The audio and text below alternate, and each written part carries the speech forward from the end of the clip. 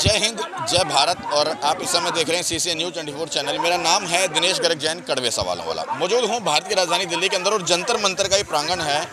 हालांकि यहाँ से बहुत सारे आंदोलन होते हैं, बहुत सारे नेताजी भी तैयार होते हैं, लेकिन कुछ एक आंदोलन दिल को झंझोड़ देते हैं। फिर चाहे वो जवानों का हो भारत के, या किसानों का हो, या वो भारत के होनहार खिलाड़ियों का हो, लेकिन तीनों ही यहाँ पर जंतर मंतर के प्रांगण में इस समय बैठे हैं, केवल सरकार से अपनी मांगे मानने के लिए। महाराष्ट्र से कुछ पूर्व सैनिक पहुँचे हैं, वो मेरे साथ हैं, अपनी बातें रखना चाह रहे हैं। सर, सबसे पहले जय हिंद, जय भारत। जय हिंद साहब। कड़वे सवाल के आपके चैनल के माध्यम से मुझे खुशी हो रही है कि मेरा कुछ निवेदन है, जो मेरी सवाल है एक बार परिचय के साथ शुरू करेंगे। रखने में मुझे बहुत बड़ा आनंद मिलेगा। मैं महाराष्ट्र नागपुर से विलास दवने, यहाँ जंतर मंतर पे जो 70 दिन की लड़ाई चल रही है, साथ ही साथ इसी जंतर मंतर पे 2876 दिन हो गए, उनकी भी एक लड़ाई चल रही है, एक संगठन वो भी है। तो ये जो 2015 से OROP 1 दिया है, OROP का, तब से जो विसंगतियाँ है, मैं प्रधानमंत्री और रक्षा मंत्री महोदय से यही एक विनती करना चाहता हूँ कि इतने सालों से चल रहा है, कोर्ट में केस चली, उसके बाद कुछ नहीं हुआ, यहाँ धरना जंतर मंतर पे बैठे तब भी कुछ नहीं हुआ, और इतना सब कुछ होने के बावजूद भी हमारी बातों का संज्ञान क्यों नहीं ले रहे हैं, ये मेरा पहला सवाल है। प्रधानमंत्री जी मन की बात करते हैं, हम चाहते हैं कि अभी तक 100 एपिसोड उनके मन की बात की हुई है, और आज ही मेरा ख्याल से 100वां एपिसोड है, कल है तो आज है, आज उनका 100वां एपिसोड है। तो इस शतक के अवसर पे मैं उनसे ये कहना चाहता हूँ कि ये 100 एपिसोड में कभी तो उन्होंने जनता के मन की बात सामने रखी क्या?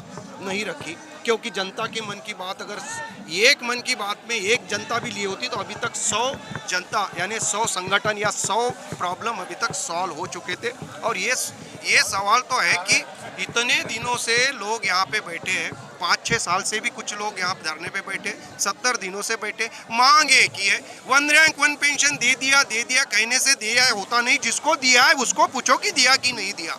अब ये तो सवाल सैनिकों को पूछना चाहिए कि 1 रैंक 1 पेंशन दिया है, जो दिया है वो पूरा नहीं है।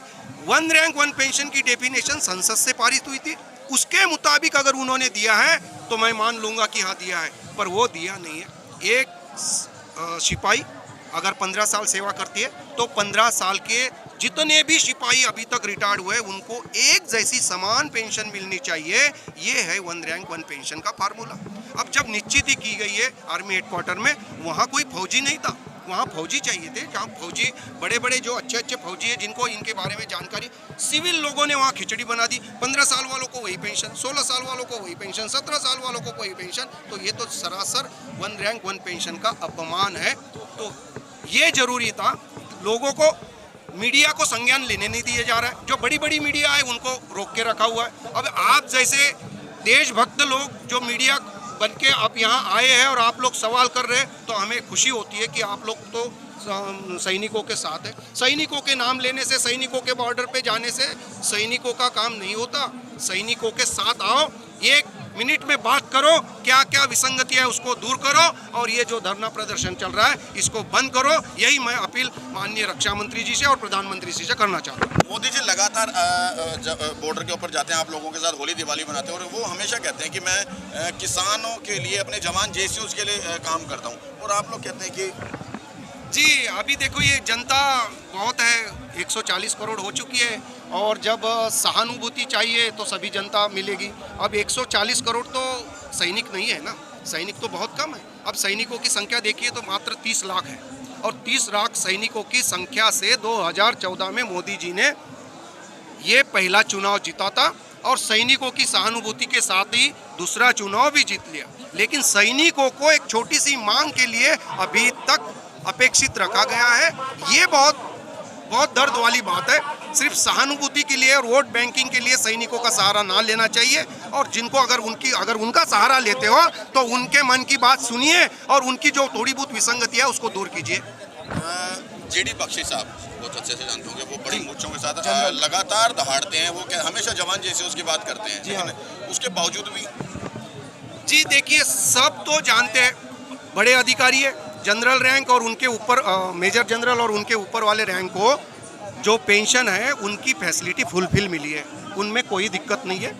दिक्कत तो नीचे सिपाही है जो कंधे पे बंदूक लेके आगे लड़ते हैं ना, उनको दिक्कत है। लेकिन उन्हीं के लिए तो लड़ते हैं वो। किनके लिए, कौन लड़ रहे हैं? जेडी बख्शी साहब उनके लिए लड़ रहे हैं तो उन्होंने रखनी चाहिए बात प्रधानमंत्री जी से कि इनका ओआरओपी का विसंगतियां क्यों दूर नहीं हुई, उन्होंने कभी रखी है? मैं तो सभी अधिकारियों को बोलना चाहता हूँ, अधिकारी ग्रुप अभी अलग हो गया, अभी अधिकारी ग्रुप ने भी आगे आना चाहिए कि चलो भाई हमको तो मिल गया, जवानों को भी मिलना चाहिए, इस बात को आगे आने चाहिए। अब जवान है ज़्यादा 97%, अधिकारी है 3%, वेल सेटल है, 50, 55, 60 तक सर्विस करते हैं, उनके बाद उनको नेक्स्ट सर्विस भी अपने सर्विस में रहते रहते अपनी नेक्स्ट एम्प्लॉयमेंट तय कर लेते हैं, उनको कोई दिक्कत नहीं है। दिक्कत तो उनको है जो 36 साल में रिटायर्ड होता है, अगले एम्प्लॉयमेंट की गारंटी नहीं है, और ओआरओपी उन्हीं के लिए बना था कि ये 36 साल में रिटायर्ड होते हैं तो इनको पेंशन उसी लास्ट पेंशन के साथ जो नया 2023 में अगर कोई सिपाही रिटायर्ड हुआ है उसकी पेंशन उनके पिछले सभी जितने रिटायर्ड हुए उनको लागू होनी चाहिए, ये बात, और इसी के लिए ओआरओपी बनाया था।